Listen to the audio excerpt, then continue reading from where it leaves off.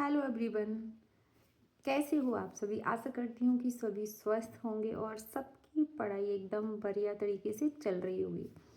और जैसा कि आपको पता है कि एग्ज़ाम डेट बिल्कुल पास आने वाली है और एग्ज़ाम डेट के साथ साथ मेरी ही नहीं सबकी नर्वसनेस बढ़ गई होगी और समझ में नहीं आ रहा होगा कि क्या करें और कैसे अपनी स्टडी को आगे बढ़ाएं। तो सच बताऊं, मैं भी बहुत ज़्यादा नर्वस हो रही हूँ और मुझे खुद समझ में नहीं आ रहा है कि मैं कहाँ से स्टार्ट करूँ अपनी जर्नी को और क्या करूँ। क्योंकि देखिए, हमारे पास जितना टाइम था उस टाइम को पर्सनली मैंने अच्छे से यूज किया, लेकिन सारी चीज़ों को अगर आप लेके चलते हो तो इतने टाइम में एक बेहतरीन तैयारी करना बहुत ज़्यादा मुश्किल है। और एलटी के लिए हमें फिक्स टाइम मिला है, जो फॉर्म के बाद लगभग 3 साढ़े 3 महीने हमें मिले हैं और उसमें एक हाउसवाइफ उतनी बेहतरीन तैयारी नहीं कर सकती जितना कि एक स्पेशली पढ़ने वाला एस्पिरेंट।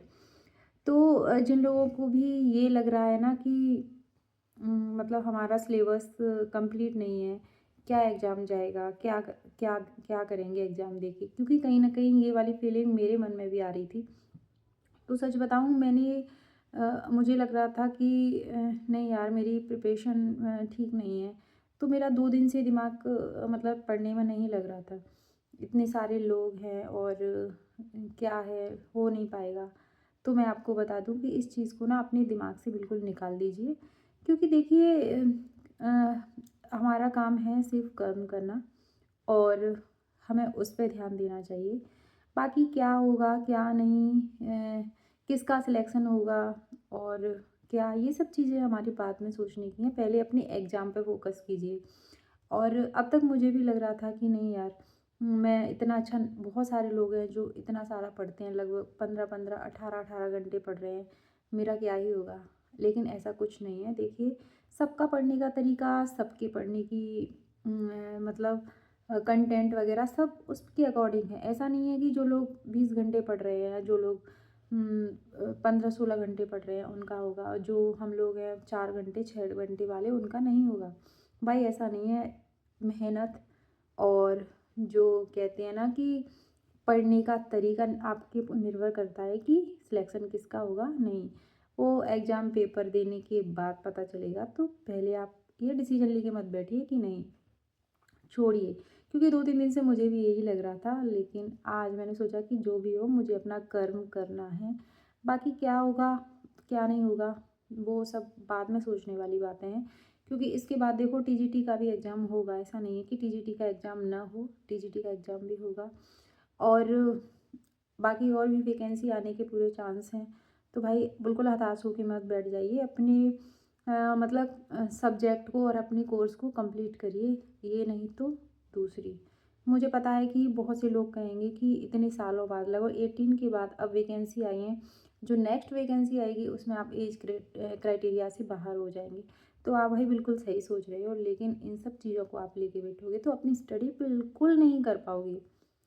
तो पॉजिटिव रहिए, अच्छा सोचिए और मेहनत करते रहिए, क्योंकि मेहनत करने वालों को फल ज़रूर मिलता है। और ये चीज़ मैं अपनी बहुत टाइम से हर वीडियो में बोलती आई हूँ। तो मैं भी लगी हुई हूँ और जीएस मैंने अपना रिवाइज़ कर लिया है और जो मेरे नोट्स थे वो, बाकी यूथ कंपटीशन टाइम से मैं जो मेरे संस्कृत के पेपर हैं उनको सॉल्व कर रही हूँ। और भाई मैं नहीं कह रही कि मेरी तैयारी एकदम बहुत ऐसी है कि हाँ मेरा सिलेक्शन होगा ही होगा, बिल्कुल भी नहीं है। क्योंकि एक गृहिणी हूँ, बच्चे हैं, परिवार के साथ रहती हूँ और इन सारी चीज़ों को मैनेज करते हुए अपने सपनों को पूरा करने की कोशिश कर रही हूँ। तो मुझे सारी चीज़ें लेके साथ चलनी है। तो बस ये नहीं है कि नहीं, भाई मेरा मेरा कर्म है, मैं कर रही हूँ और आप सब भी अपना कर्म कीजिए। बाकी क्या फल निकलने वाला है वो आगे देखते हैं, सोचते हैं। तो बस अपनी नेक्स्ट स्लॉट में आपसे मिलती हूँ और बताती हूँ कि मैंने क्या किया और अपनी कितनी स्टडी की। ठीक है। और यहाँ पर मैं पढ़ाई करने के बाद आ गई थी किचन में, जो कि मेरा दूसरा कर्म है। और यहाँ पर फिर मैं बच्चों का टिफिन विफिन लगा के और अपने हस्बैंड और ससुर जी का टिफिन लगा के और एक्स्ट्रा मुझे हॉस्पिटल में भी खाना भेजना था, तो वो सारे टिफिन लगा के मतलब भेजे तो किचन की कंडीशन बहुत ज़्यादा ख़राब हो चुकी, तो मैंने कहा चलो आज मैं दिखा ही देती हूँ कि भाई ये एफर्ट्स भी होते हैं हमारे स्टडी करने के लिए, क्योंकि बहुत जल्दी जल्दी कामों को निपटाना, फिर से पढ़ाई के लिए बैठना, तो ये भी हमारा एक स्ट्रगल ही है। तो अब मुझे एक ऐसी फीलिंग आ रही थी यार आज सच में, जो मैं आपके साथ शेयर करना चाहूँगी कि काम हम कितने भी कर लें, इनके लिए हमें कोई भी अवार्ड देने वाला नहीं है, कोई भी हम शाबाशी देने वाला नहीं है कि आज तुमने इतना काम किया।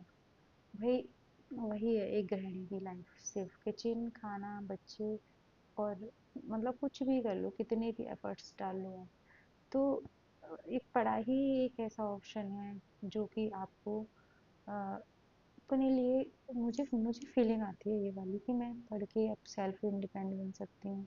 और सॉरी, और पढ़ने का मुझे ना बचपन से ही बहुत ज़्यादा शौक था, मैं पढ़ने की बहुत ज़्यादा शौकीन थी। लेकिन वो होता है ना कि शादी होने के बाद आप सब कुछ भूल जाते हो, पिछला आपने क्या किया है, तो वही मेरे साथ हुआ। और मैं लगभग 6-7 साल अपने वेस्ट कर चुकी थी, और जब होश आया तो काफ़ी लेट हो चुकी थी, लेकिन अभी इस जर्नी को मैंने फिर से रीस्टार्ट कर दिया है, और अपनी पूरी कोशिश कर रही हूँ कि भाई जो हो सकता है मैं मतलब जितना कर सकती हूँ मैं करूँगी। और खुद के लिए अर्निंग करना बहुत अच्छी बात है, क्योंकि वो ना हमें कॉन्फिडेंस बनाता है, और खुद पे निर्भर रहना सिखाता है। तो सच में जो भी लोग हैं जिनको लगता है ना कि एज है यार कैसे पढ़ाई करें क्या करें, तो भाई एज कोई मायने नहीं रखती अगर आप पढ़ना चाहते हो तो।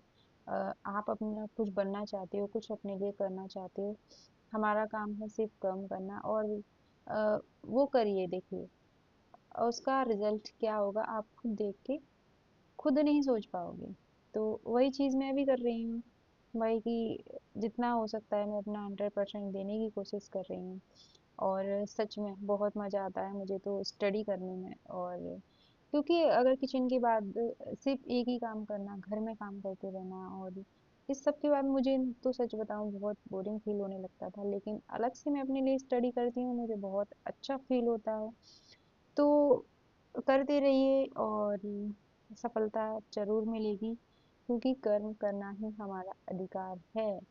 बाकी क्या लिखा है हमारी किस्मत में वो सब तय होगा किस अपनी मेहनत के आधार पर।